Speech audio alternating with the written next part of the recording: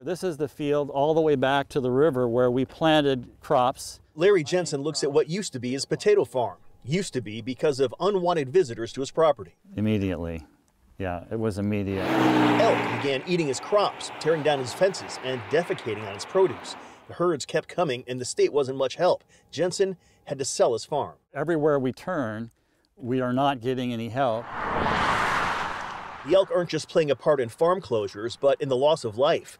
Last Friday, a concrete man crashed into a telephone pole while swerving to avoid an elk on Highway 20.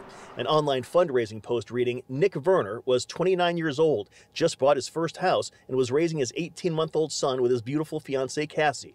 Their wedding date was set for September 22nd. Jensen says the state needs to allow more hunting of elk to thin the herd. He believes the tragedy could have been avoided. Had we been allowed to harvest and do what we wanted to do, this young man might be alive today. There were about 1,600 elk in the North Cascades, and the Department of Fish and Wildlife wants to increase that number by 1 to 400. The department calls them an important resource for providing recreational, aesthetic, and economic benefits to Washington residents.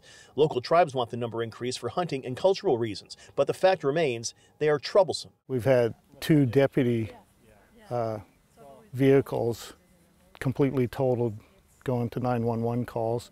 I believe we had an ambulance with an accident. The school bus and the kids are always afraid because sometimes they leave in the morning when the elk are around. And Larry Jensen believes it's only a matter of time until there's another tragedy. We really need to have a solution, and it's not happening. The State Department of Fish and Wildlife says that we are at the height of elk breeding season right now, and they're likely to be more mobile and in a road. They remind everyone to pay attention to those elk crossing signs and slow down. In Skagit County, Eric Wilkinson, King 5 News.